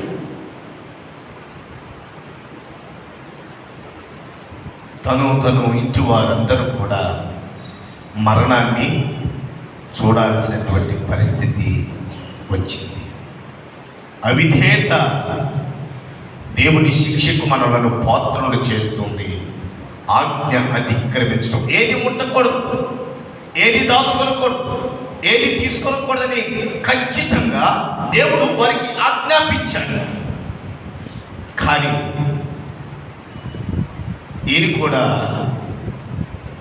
ఆజ్ఞాపించినప్పటికీ బుద్ధిపూర్వకంగా లెక్కలేని తనముతోటి దానిని దాచాడు. మరణకరమైనటువంటి పాపమును కూడగట్టుకున్నాడు. మరణకరమైన పాపమును ఆయన కూడగట్టుకున్నట్లుగా మనం చూస్తాం. ప్రియులారా, ఇక్కడ మనకు ఒక ప్రశ్న రావచ్చు. ఏమిటంటే, మరణకరమైనటువంటి పాపము పాత నిబంధనలు కదా, అప్పుడు దేవుడి యొక్క ఉగ్రత, దేవుడు రోషం కలిగిన వాడు, దేవుడు ఆయన కొన్ని కార్యాలు కఠినంగా చూపించాడు పాత నిబంధనలో. మనము కృత నిబంధన కాలంలో కృపాయుగంలో మనము జీవిస్తున్నాం కనుక ఇప్పుడు అటువంటి పరిస్థితి లేదు అనే ఆలోచన మనకు కలగచ్చు. ఈ కృపాకాలంలో కృప కలిగినటువంటి దేవుడు అటువంటి పరిస్థితిని, మరణకరమైనటువంటి పరిస్థితిని మనకు తీసుకుని వస్తుంది. జ్ఞాని అయినటువంటి సొలొమోను మహారాజు ఒక మాట అంటాడు, పలుమార్లు గద్దించినను లోబడినటువంటి వానికి ఏంటంట, హఠాత్తు మరణం. క్రొత్త నిబంధనలో కూడా మనం చూస్తాం. అపోస్తలుల కార్యముల గ్రంథంలో 5వ అధ్యాయము 1 నుంచి 11 వచనాలు అక్కడ రాయబడినటువంటి సంఘటన ఏమిటంటే, సంఘము ఏర్పడింది. సంఘము అంతా కూడా సమిష్టిగా, అందరూ కూడా సమాన భావంతో, ఒకరు ఎక్కువ ఒకరు తక్కువ అనేటువంటి భావం లేకుండా, నేను ధనికుణ్ణి వాడు దరిద్రుడు అనేటువంటి ఆలోచన లేకుండా, ఆ పరిశుద్ధాత్మ అభిషేకము పొందినటువంటి ఆ సంఘము ఒక తీర్మానానికి వచ్చింది, మనమందరము సమానమే అనే ఆలోచనకు. అప్పుడు వారి వారి యొక్క ఆస్తులను, వారికి కలిగినటువంటి సంపద తీసుకుని వచ్చి అపోస్తుల పాదముల యొద్ద పెడుతూ ఉన్నారు. మొట్టమొదటిగా ఆ ఆస్తినంతటిని కూడా అపోస్తుల యొక్క పాదముల యొద్ద పెట్టినటువంటి వ్యక్తి బర్నబా. బర్నబా గురించి మనం తక్కువే వింటాం, కానీ పౌలు గురించి ఎక్కువగా ధ్యానం చేస్తామే. కానీ పౌలును ప్రభు యొక్క పరిచర్యకు మొట్టమొదటిగా తీసుకుపోయినటువంటి వాడు బర్నబా. మొట్టమొదటిగా సంఘము సమిష్టిగా, వ్యత్యాసము లేకుండా, సమానత్వముతో, ధనిక పేద లేకపోతే ఇటువంటి తారతమ్యాలు లేకుండా అందరము ఒకటే అనే ఉద్దేశంతో తన ఆస్తినంతటిని కూడా అపోస్తుల యొక్క పాదముల దగ్గర పెట్టాడు. అలాంటి కార్యము చూసిన అననీయ, సప్పీరా అనేటువంటి వారు, వీరు కూడా వారి పొలాన్ని అమ్మారు. నువ్వు సంఘంలో ఉన్నావు, సమానంగా సమానత్వంతో బ్రతకాలి అని అనుకుంటే నువ్వు చెయ్యి. లేదు నేను ప్రత్యేకంగా ఉండాలంటే ప్రత్యేక బలవంతం లేదు. అక్కడ బలవంతపు కార్యము ఎప్పుడు కూడా దేవుని పట్ల, దేవుడు ఎప్పుడు బలవంతంగా చేయమని ఏది కూడా మనలను చేయడు. వారు ఇష్టపడ్డారు, అమ్మారు, దాచుకున్నారు, తీసుకుని వచ్చి అపోస్తుల యొక్క పాదముల దగ్గర పెట్టారు. ఇంతకే అమ్మారా అన్నారు. మనమైతే ఏం చెప్తాం, మన భాషలో ఏం చెప్తాం, దేవుడు సాక్షిగా అంతకే మేమయ్యా అంటాం, లేకపోతే మమ్మ సాక్షిగా, నీ సాక్షిగా అంతకే మేమన్నారు. ముందు భర్త చనిపోయాడు, భార్య వచ్చింది, గంతకు దగ్గర బొంత అంటారు కదా, గంతకు దగ్గర బొంత అంటారు కదా, ఆ భర్తకు సంబంధించినటువంటిదే భార్య కూడా. ఈమె కూడా పోయింది, ఆయన చనిపోయిన సంగతి ఇంక తెలీదు. ఏం పోయింది, అవునయ్యా మా ఆయన చెప్పినందుకే. దీనికి ఒక మాట చెప్తా, సంసారంలో గుట్టు, పొలానికి గట్టు, సంసారానికి గుట్టు ఉంది. ఈ గుట్టు ఈ భార్య భర్తలాగా ఉండాలి. ప్రాణం పోయినా పక్కన చెప్పాల. ప్రాణం పోయినా ఆ ఇంట్లో గుట్టు పక్క వ్యక్తికి తెలియదు. అందుకేనయ్యా అంతకి కొత్త నిబంధనలోనే కదా, కృపాయుగంలో ఉన్నావు కదా. అంటే పరిశుద్ధాత్మ అభిషేకం పొందుకున్న సంఘాన్ని అబద్ధపు మార్గంలో నడిపించాలనే ఆలోచన కలిగినటువంటి వీరు అంతమంది పోయారు. దేవుని మందిరాన్ని నిర్లక్ష్యం పెట్టినటువంటి వారు అగ్నికి ఆహుతయ్యారు. దేవుని ఆజ్ఞను లెక్క చేయనటువంటి వాడు రాళ్ళతో కొట్టబడి కుప్పగా కుటుంబం అంతా కూడా పాడు చేసుకున్నాడు. దేవుని యొక్క సన్నిధిలో దేవుని ఆత్మ అక్కడ ఆ సంఘంలో ఉంది. ఆదిమ సంఘంలో పరిశుద్ధాత్మ ఉన్నాడు. పరిశుద్ధాత్మ ఆయన అన్నాడు, పేతురు అన్నాడు, మీరెవరు మోసపోస్తున్నారంటే పరిశుద్ధాత్ముని. ప్రియులారా, వారి సొంత సొమ్ము, వారిష్టం లేదయ్యా మేము కొంత ఇచ్చాం, కొంత మేము ఉంచుకున్నాం, చెప్పుంటే మిగిలింది కూడా తెచ్చి అన్నాడు కదా. అమ్మ ఇది కూడా అవసరం లేదు, ఇది కూడా మీ కాడ ఉంచుకోండి, మీరు సమిష్టిగానే ఇదిగో సంఘంలోకి వచ్చి భోజనం చేయండి, ఆరాధించండి, స్తుతించండి అని చెప్పేవాడేమో పరిశుద్ధాత్మ దేవుడు పేతురు ద్వారా. నా ఉద్దేశం ఏమిటంటే అందరూ సమిష్టిగా బ్రతుకుతున్నారు. సంఘం ఉదయం టిఫిన్ టైము అంటే సంఘము ఏర్పాటు చేసిందాకా ఉండాలి, మధ్యాహ్నం సంఘము ఏర్పాటు చేసిందాకా ఉండాలి, సాయంకాలం సంఘము ఏర్పాటు చేసిందాకా ఉండాలి. వాళ్ళు పెట్టిందాకా మనం ఎత్తుకుండాలి. మనం ముందుగా ఏదైనా సిద్ధపరచుకొని కొంత సేదరించి తర్వాత కొంచెం అక్కడ పోయి నటించచ్చులే అనుకున్నారు వీరు. మరణం వారి జీవితాన్ని అలుముకుంది. ఇవన్నీ కూడా మరణకరమైనటువంటి పాపాల్లా కనపడుతున్నాయా? ఈ మరణించినటువంటి వారందరి పరిస్థితి మరణకరమైనటువంటి పాపంగా కనపడుతుందా? కనపడలా మనకి. వాస్తవంగా అయితే ఏముందిరే మందిరమే కదా అనే ఆలోచన, ఏముందిరే దేవుడు చెప్పినటువంటి మాట ఒకసారి మీరు ఏముందిరే పరిశుద్ధాత్మ దేవుడి దగ్గర అబద్ధం ఆడితే ఏముందిరే అనేటువంటి అవివేకులుగా ఉన్నామా? స్వపరీక్ష.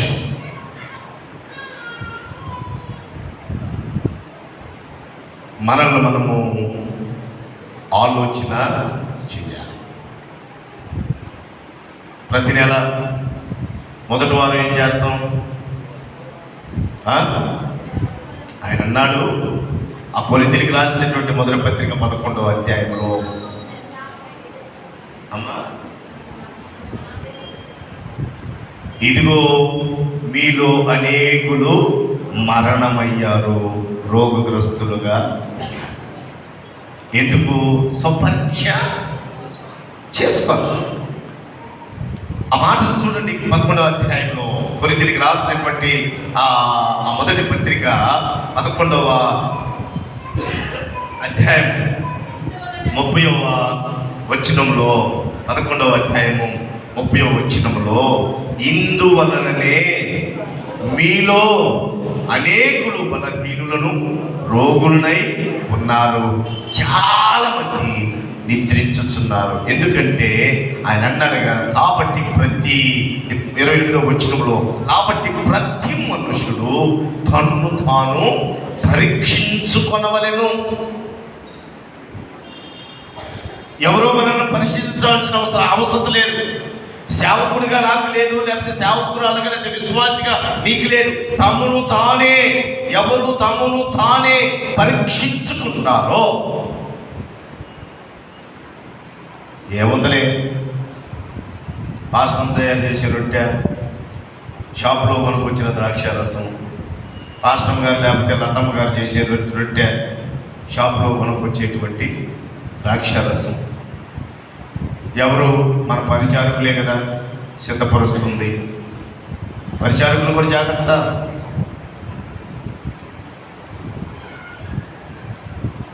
ప్రియులారా, పరీక్షించు కొనవలెను. అందుకే వారు ఆ పరీక్షకు లోను కాలేదు. వారిని వారు పరీక్షించుకోలేదు. అననీయ సప్పీరా అదే తప్పు చేసిండ్రు. ఆకాను కావచ్చు అదే తప్పు చేశాడు. లేకపోతే ప్రభు వల్ల సంస్కారంలో పాల్గొంటున్నటువంటి మనము అలాంటి తప్పిదములో ఉన్నామా లేదా అనే స్వపరీక్ష. ఈ సంవత్సరం అంతటిలో ఒకవేళ ఈ ఉద్దేశపూర్వకంగా అవిధేయత చూపించేవాడిని, ఉద్దేశపూర్వకంగా ఆజ్ఞలను విస్మరించేటువంటి వాడిని, ఉద్దేశపూర్వకంగా అబద్ధములు ఆడేటువంటి వారిని, వారికి ఏమి లేదంట, వారి కొరకు అసలు ప్రార్థన చేయొద్దు అన్నాడు పౌలు. ఆయన సలహా ఉద్దేశపూర్వకంగా చేసేటువంటి వారు, కావాలని చేసేటువంటి వారు, ఏమవుతులే అని చేసేటువంటి వారు, వారి కొరకు ఏం జీవితన్నాడు. దీనికి 5వ అధ్యాయము యోహాను రాసినటువంటి మొదటి పత్రిక 5వ అధ్యాయము 17వ వచనం కింద భాగంలో 16వ వచనం కింద భాగంలో మరణకరమైన పాపము కలదు, అట్టి దాన్ని కూర్చి వేడుకొనవలనని నేను చెప్పుట లేదు. వేడుకోవటం ప్రార్థన. పౌలు గారు చెప్పట్లా, యోహాను గారు చెప్పట్లే. యోహాను గారు ప్రార్థన చేయని చెప్పలా. ఒకవేళ మరణము కరము కానిటువంటి పాపంలో ఎవరైనా అనుకోకుండా ఊహించని రీతిగా తెలియకుండా పడిపోతే వారి కొరకు ప్రార్థన చెయ్యండి. వారి కొరకు ప్రార్థన చెయ్యండి. ఉద్దేశపూర్వకంగా చేస్తున్నాడే, ఉద్దేశపూర్వకంగా నడుస్తున్నాడే, వాని కొరకు ప్రార్థన వేడుకోమని నేను చెప్పుట లేదు అనేటువంటి మాట అక్కడ భక్తులు తెలియపరుస్తున్నటువంటి మాట. ఆయన అన్నాడు, అడుగుడి మీకు ఇవ్వబడును అన్నాడు. కానీ అడిగినా కూడా ఫలితము లేదు. అడిగినా కూడా ఫలితము లేదు. ఇంకొక విషయాన్ని మనం ఆలోచన చేయాలి. ఈ సమయంలో ఆయన చెప్తున్నటువంటి మాట ఏమిటి అంటే, ఈ యోహాను రాసినటువంటి మొదటి పత్రిక 5వ అధ్యాయము 3వ అధ్యాయము 5వ వచనాన్ని ఒకసారి చూద్దాం. పాపములను తీసివేయుటకై ఆయన ప్రత్యక్షమాయను, మీకు తెలియను. ఆయనందు పాపము ఏమీ లేదు. పాపములను తీసివేయుటకు క్రీస్తు యేసు ప్రత్యక్షమయ్యాడు. అయితే 14వ వచనంలో ఆయన అంటాడు, మనము సహోదరులను ప్రేమించుచున్నాము గనుక మరణములో నుండి జీవములోనికి దాటి ఉన్నామని ఎరుగుదము. సహోదరుని ప్రేమిస్తే ఎక్కడి నుంచి దాటి ఉన్నామంట? మరణములో నుండి దేంట్లోకి వచ్చామంట? జీవములోనికి. ద్వేషిస్తే, అన్నదమ్ముని ద్వేషిస్తే,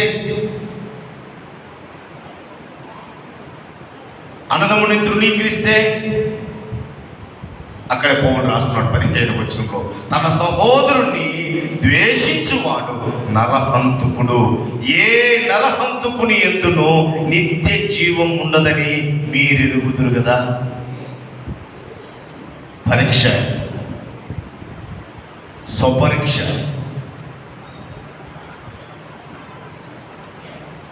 అబద్ధాన్ని పక్కన పెడదాం, ఆజ్ఞను పక్కన పెడదాం, అవిధేయతను పక్కన పెడదాం. ఇది అన్నదమ్ముల సమస్య, అన్నదమ్ముల మధ్య ఉండేటువంటి కార్యం. ప్రేమించావా? జీవములోనికి దాటి ఉన్నావు. ద్వేషించావా? వాడు నరహంతకుడు, నిత్య జీవం ఉండదని మీరెరుగుదురు కదా. జీవం ఉండదు, జీవంలోనికి ప్రవేశించేటువంటి ఛాన్స్ లేదు.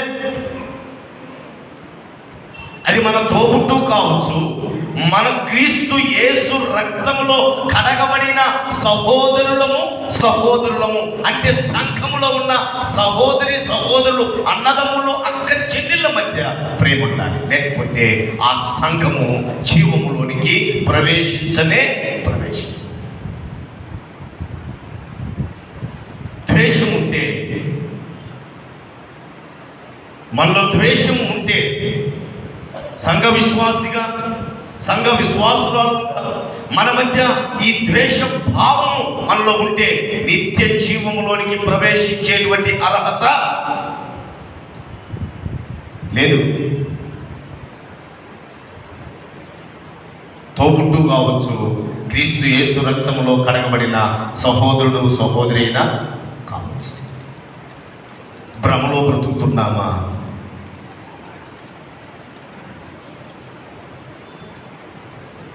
ఒకసారి ఆలోచన చేయాలి. సంఘంలో ఉన్న సహోదరుల మధ్య మన యొక్క సంబంధం ఎలా ఉంది?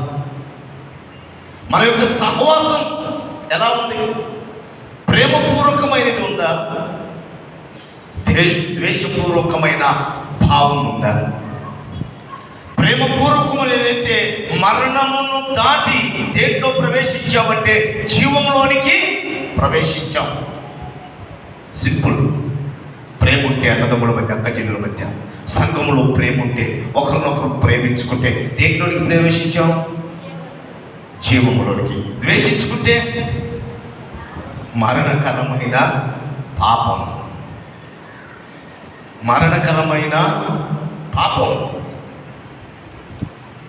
ఏముంది మన సంఘంలో? ప్రేమ ఉందా? ద్వేషం ఉందా? ప్రేమించుకుంటున్నామా? ద్వేషించుకుంటున్నామా?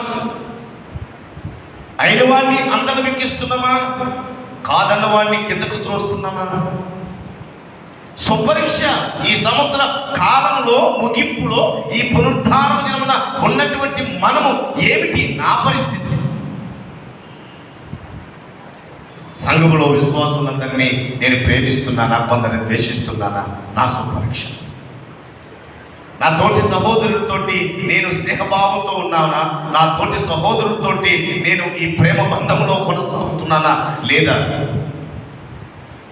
ఆలోచన. అది లేకపోతే భక్తుడు అన్నాడుగా, జీవంలోనికి నువ్వు ప్రవేశించవు, నీవే కాదు నేను ఎవరు కూడా ప్రవేశించేటువంటి అర్హత లేనే లేదు. అందుకే హెబ్రీ రాసినటువంటి భక్తుడు ఏమంటాడంటే, అక్కడ చూడండి, హెబ్రీ పత్రికలో ఏమంటాడంటే చూడండి, క్రీస్తునందు ప్రియ దేవుని బిడ్డలారా, 6వ అధ్యాయం హెబ్రీ పత్రిక 6వ అధ్యాయము 4 నుంచి మనం చూస్తే, ఒకసారి వెలిగింపబడి పరలోక సంబంధమైన వరమును రుచి చూచి పరిశుద్ధాత్మలో పాలివారమై దేవుని దివ్య వాక్యమును రాబోయుగ సంబంధమైన శక్తుల ప్రభావమును అనుభవించి, అంటే రుచి చూచిన తర్వాత తప్పిపోయిన వారు తమ విషయములో దేవుని కుమారుని మరలా సిలువవేచు బాహాటముగా ఆయనను అవమానపరుచుచున్నారు కనుక మారు మనసు పొందినట్టు అట్టి వారిని మరలా నూతన పరుచుట ఏంటంట? ఆయనే అసాధ్యమైతే మనకు సాధ్యమవుతా? ఆయనకే అసాధ్యం, మనకు సాధ్యమవుతా? చాలా ప్రాముఖ్యమైనటువంటి మాట ఇది. సంఘంలో ఈ ప్రేమ లేకపోతే వారిని మరలా నూతన పరుచుట అసాధ్యం. క్రీస్తు యేసునందు ఉన్నవాడు నూతన సృష్టి.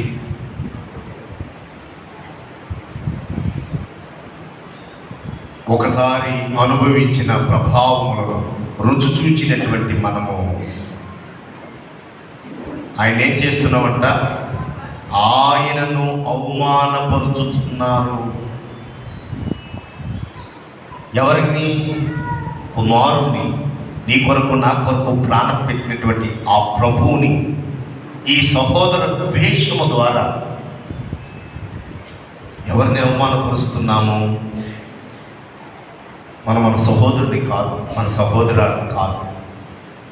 ఎవరిని అవమానపరుస్తున్నామంటే ఇక్కడికి వచ్చి ఎందుకు ప్రార్థన చేస్తున్నావు, ఎందుకు పాట పాడుతున్నావు, ఎందుకు ప్రకటిస్తున్నావో ఆ దేవుణ్ణి,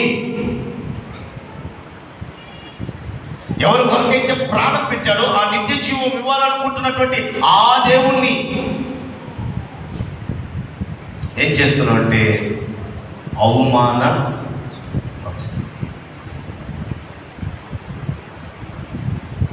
నిత్య జీవం ఎక్కడి నుంచి వస్తుంది? జీవంలోనికి దాటే పరిస్థితి ఉందా? ఆయన అన్నాడు అసాధ్యము. దేవుని మాట అసాధ్యమని అని చెప్పాడంటే సాధ్యపరచగలిగినటువంటి వాడు ఎవడు లేడు. ఆయన వేస్తే తీసేటువంటి వాడు లేడు, ఆయన తీస్తే వేసేటువంటి వాడు లేడు. ఈ మధ్యాహ్నము దేవుని మందిరంలో దేవుని మందిరంలో ఆరాధిస్తున్నటువంటి మనము మన అన్నదమ్ములు అంటే సంఘములో ఉన్నటువంటి మనమందరం అన్నదమ్ములమే, సంఘములో ఉన్నటువంటి మనందరము అక్క చెల్లెళ్ళమే. మన మధ్య ఈ ప్రేమ లేకపోతే జీవం మనకు లేదు. ఉందనుకోవటం మన కళ, ఉందనుకోవటం మన కళ. లేచి కళ అనుకోవటమే వాస్తవం కాదు.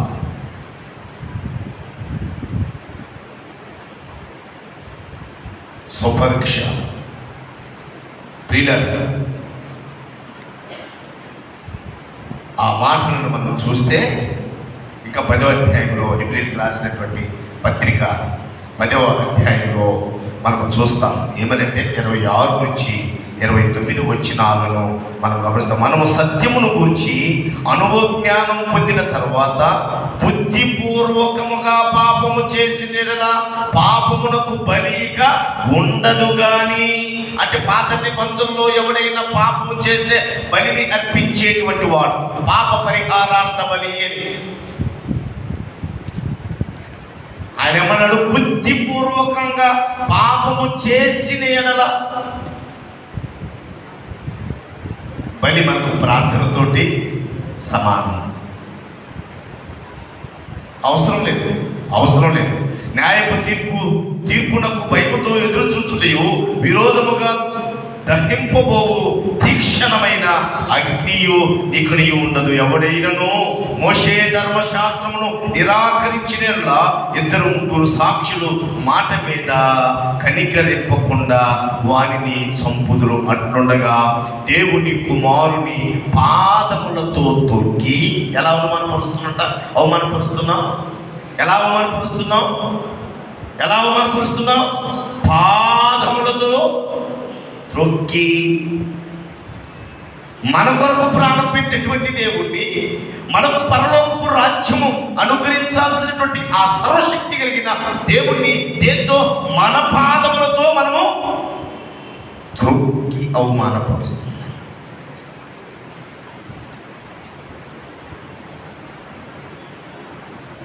దేవుని కుమారుని పాదములు త్రొక్కి తాను పరిశుద్ధపరచుటకు సాధనమైన నిబంధన రక్తము అపవిత్రమైనదిగా ఇచ్చి, ఏ రక్షణ కొరకైతే ఆయన పరిశుద్ధ రక్తమును చిందించాడో ఆ పరిశుద్ధ రక్తము పరిశుద్ధమైనదని కాకుండా అపవిత్రమైనదిగా భావించు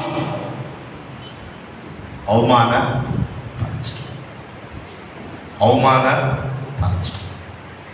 కృపకు మూలము ఆత్మను తిరస్కరించువాడు ఎంత ఎక్కువైన దండనకు పాత్రుడుగా ఎంచబడినని మీకు తోచును. మనకించాడు ప్రశ్న. కుమారుడైనటువంటి దేవుణ్ణి, మన కొరకు ప్రాణం పెట్టిన దేవుణ్ణి, పరలోకపు పౌరసత్వాన్ని ఇవ్వాలనుకున్నటువంటి దేవుణ్ణి ఎలా అవమానపరుస్తున్నామంటే మన పాదములతోనే మనమే త్రొక్కుతున్నాం.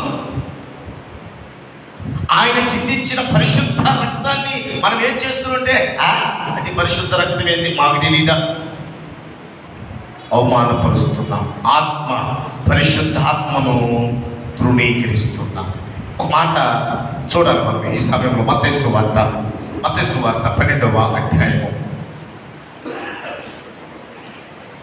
మత్తయి సువార్త 12వ అధ్యాయము 31, 32 వచనాలను మనం చూస్తే అక్కడ రాయాలి, కాబట్టి నేను మీతో చెప్పినదేమనగా మనుషులు చేయు ప్రతి పాపము దూషణయు వానికి క్షమించబడును, కానీ ఆత్మ విషయమై దూషణకు పాప క్షమాపణ.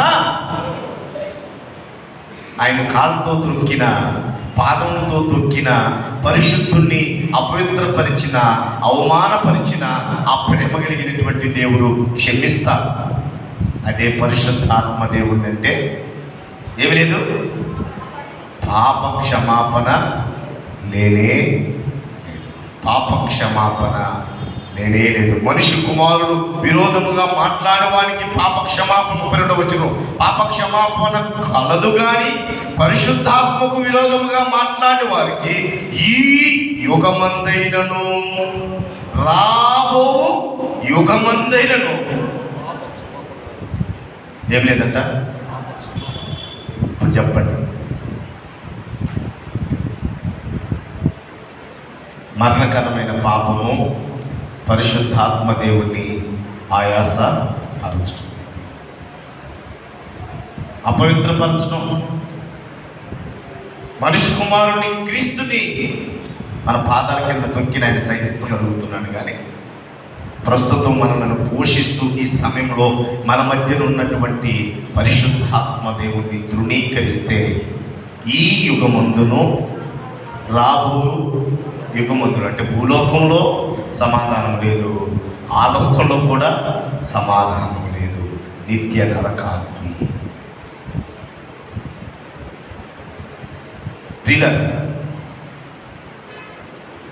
అంటే దాని అర్థము మనము ఆలోచన చేస్తే సంఘములో అన్నదమ్ముల మధ్య, అక్క చెల్లెళ్ళ మధ్య ఏముండాలంటే ప్రేమ ఉండాలి.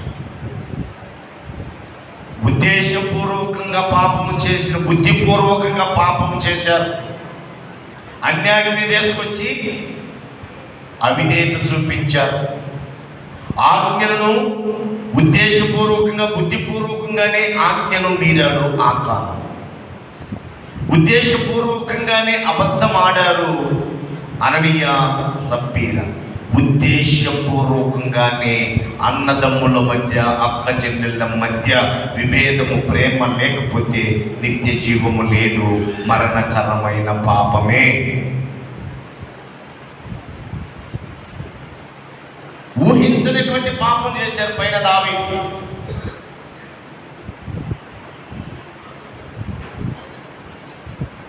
అటువంటి పరిస్థితి వస్తుందని అనుకోలేదు ఆయన. వెంటనే పశ్చాత్తాపడ్డాడు. మరణానికి ముందే పశ్చాత్తాపడ్డాడు. సంసోను మరణం అప్పుడే నొందినా మరణానికి ముందు ఆయన పశ్చాత్తాపడ్డాడు. కానీ ఉద్దేశపూర్వకంగా పశ్చాత్తాపము లేనటువంటి బ్యాచ్ ఈ కింద బ్యాచ్. అసలు ఆకాను సంఘటన అయితే భలే తమాషగా ఉంటుంది ఆ స్టోరీ. వారి గోత్రం మొదటిగా బయటపడుద్ది, గోత్రం తర్వాత వారి పితరులు బయటపడతారు, వారి పితరుల తర్వాత వాళ్ళ తండ్రి బయటపడతాడు. తండ్రి బయటపడినప్పుడైనా మరి న్యాకాల దాకా వస్తుంది ఇది అని కూడా జరిగిందేదో జరిగినప్పుడు చూద్దాం. మొదటి నుంచి తన చరిత్ర ఎక్కడుందో ఆ పితరుల దగ్గర నుండి ఒక్కొక్కరిని ఏర్పాటు చేసుకుంటూ ఆకాను తండ్రి దగ్గరకు వచ్చినా కూడా, ఆకాను దగ్గరకు వచ్చినా కూడా ఆయన అంగీకరించలేదు. బుద్ధిపూర్వకంగా బుద్ధి ఏమవుతో చూద్దాం, ఏమవుతో చూద్దాం. ప్రియులారా, ఈ మధ్యాహ్న కాల సమయంలో దేవుడి యొక్క వాక్యము మనం వింటున్నాం. ప్రభు సంస్కారము ఆచారం కాదు. ప్రతి నెల మొదటి వారము అలవాటుగా కాదు, ఆత్మ పరిశీలనతో చేయవలసిన కార్యం. అవిధేయతగా ఉద్దేశపూర్వకంగా ఉన్నామా? ఉద్దేశపూర్వకంగానే ఆజ్ఞలను విస్మరిస్తున్నామా? ఉద్దేశపూర్వకంగానే అబద్ధాలు చెబుతున్నామా? ఉద్దేశపూర్వకంగానే ఒక ఆచారములాగా ప్రభు యొక్క శరీరమును రక్తములో సాదృశ్యమైన వాటిని మనము స్వీకరిస్తున్నామా? ఒకసారి మనము ఆలోచించాలి. అలా చేస్తే వారికి జీవములోనికి ప్రవేశించటం, పాప క్షమాపణ కలగటము అసాధ్యము. అసాధ్యము.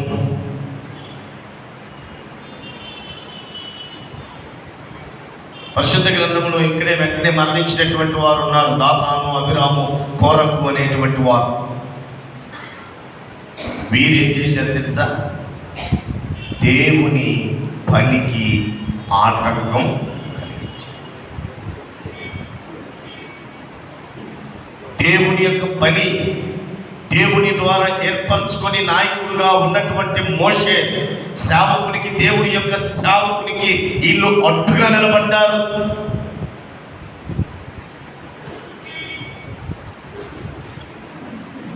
అడ్డుగా నిలబడారు. 250 మందిని పోగు చేసుకుని వచ్చి, ఏంటి నువ్వు నాకు నాయకుడివి, ఏంటి నువ్వు సేవకుడివి, నువ్వేనా దేవుడి సేవకుడివి, నువ్వేనా దేవుడితో మాట్లాడుతుంది, మేము మాట్లాడలేమా? ఉద్దేశపూర్వకంగా అధికారం కొరకు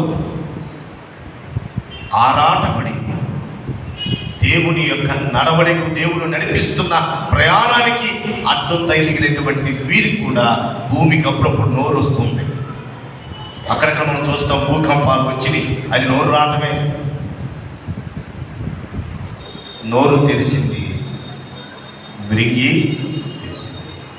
ఆ మాటను మనం ఒకసారి గమనిస్తే క్రీస్తునందు ప్రియమైనటువంటి వారులారా, చూడండి. ఆ హెబ్రీయులకు రాసినటువంటి పత్రిక 12వ అధ్యాయము 25వ వచనం. నేను ముగింపులోకి వస్తున్నాను. హెబ్రీయులకు రాసినటువంటి పత్రిక 12వ అధ్యాయము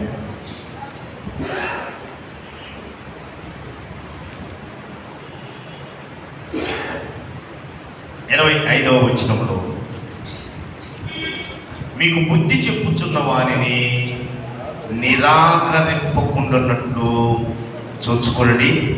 వారు భూమి మీద నుండి బుద్ధి చెప్పిన వారిని నిరాకరించినప్పుడు తప్పించుకొనకపోయిన ఎడలా, పరలోకము నుండి బుద్ధి చెప్పుచున్న వారిని విసర్జించు మనము తప్పించుకొనకపోవుట మరి నిశ్చయము కాదా?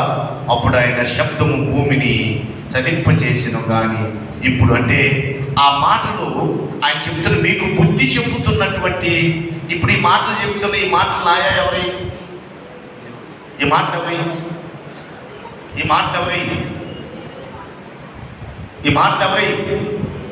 దేవునికి, నాకు కాదు. అంటే ఆ వచ్చిన యొక్క అర్థం ఏమిటంటే, దేవుడు మీతో మాట్లాడుతున్నాడు. ఆ మాటలకే అడ్డంకు చెప్తావా?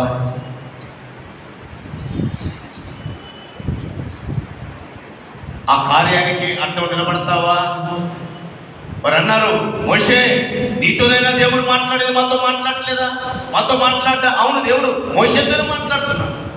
భూమి మీద ఉన్నప్పుడు సీనాయి పర్వతం మీద ఆయనతో మాట్లాడాడు. ఆ మాటలు తీసుకొచ్చి ఎవరు చెప్తున్నారు? ఆ సమాజానికి చెప్తున్నారు. సమాజం ఏమనుకుంటుంది? ఈడెవడు మాకు చెప్పడానికి అనుకుంటుంది. ఈడు కదా హోదా ఉందా, మాకు చెప్పే అధికారం ఉందా అనుకుంటుంది సమాజం. అడ్డం తిరిగింది. భూమి నోరు తెరవటం జరిగింది. అయితే ప్రియులారా, ఇవన్నీ మిమ్మల్ని భయపెట్టడానికో లేకపోతే మరొక దానికి కాదు, కానీ ఒకవేళ బుద్ధిపూర్వకంగా, ఉద్దేశపూర్వకంగా మనం చేస్తే, ఉద్దేశపూర్వకంగానే దూరం వెళ్ళిపోయాడు చిన్న కుమారుడు. ఉద్దేశపూర్వకంగానే దూరం వెళ్ళిపోయాడు. నా ఆస్తి నాకు కావాల్సిందే. తండ్రి బతికుండగా ఆస్తి పంచకూడదు. తండ్రి చనిపోయిన తర్వాత యూదులు ఆ యొక్క మతనిష్ట ప్రకారం ఆస్తి పంచుకోవాలి. నాకు పంచాల్సిందే అన్నాడు. తీసుకున్నాడు. ఇప్పుడు బుద్ధి మారింది. ఒకప్పుడు బుద్ధి తండ్రికి వ్యతిరేకమైన బుద్ధి, ఇప్పుడు బుద్ధి తండ్రికి ఇష్టమైనటువంటి బుద్ధి. నేనేంటి, ఈ పరిస్థితి ఏంటి, చి అని బుద్ధి తెచ్చుకున్నాడు. ఇప్పుడు బుద్ధిపూర్వకంగా తిరిగి ఎక్కడికి వచ్చాడు? తండ్రి దగ్గర వచ్చాడు. బుద్ధిపూర్వకంగా ఎవరి దగ్గరకు వచ్చాడు? తండ్రి దగ్గరకు వచ్చాడు.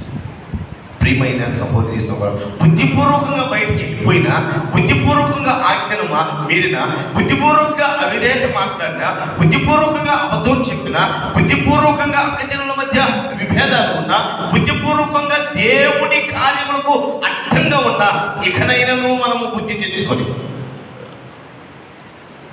ఉద్దేశపూర్వకంగా చేసినటువంటి ప్రభువా, నేను ఉద్దేశపూర్వకంగానే చిన్న కుమారుడు వల్ల దూరం వెళ్ళిపోయాను. ఇప్పుడు బుద్ధి వచ్చింది. ఇప్పుడు బుద్ధి వచ్చింది. తండ్రి దగ్గరకు వస్తున్నాడు. ప్రేమ కలిగిన దేవుడు, ఆ పరలోకపు తండ్రి కుమారుడు ఎక్కడుండగా చూశాడు? దూరంగా ఉండగానే చూశాడు. పరిగెత్తుకుంటూ వచ్చాడు. పొద్దులతో సహవాసం చేసిన వాడి దగ్గర సువాసన వస్తుందా? దుర్వాసన రాలేదు దేవుని తండ్రికి. కానీ వచ్చిన ఆయన పట్టించుకోలేదు. మెడవేలు పడ్డాడు, ముద్దు పెట్టుకున్నాడు, ఇంట్లోకి తీసుకుపోయాడు. శ్రేష్టమైన వస్త్రాలు ఇచ్చాడు, అధికారం ఇచ్చాడు, ఉంగరం ఇచ్చాడు, చెప్పులు తొలగించాడు, విందును చేశాడు. భూలోకంలో ఒక పాపి రక్షింపబడుట, పరలోకంలో సంతోషం. ఇప్పుడు ఆ ఇంట్లో సంతోషం. బుద్ధిపూర్వకంగా చేశాడు, తప్పు తెలుసుకున్నాడు, బుద్ధి వచ్చింది, తిరిగి వచ్చాడు. ఉద్దేశపూర్వకంగానే చేశాడు, కానీ బుద్ధి వచ్చింది, ఇంటికి తిరిగి వచ్చాడు. కరుణామయుడు మన ప్రాణం తీక మునిపే, మన ప్రాణం పోక మునిపే, భూలోకపు యాత్ర ముగించక మునిపే, తిరిగి రాండి పిలుపు రాక మునిపే, ఆ ప్రేమ కలిగిన దేవుడు నీ కొరకు నా కొరకు ఎదురు చూస్తున్నాడు.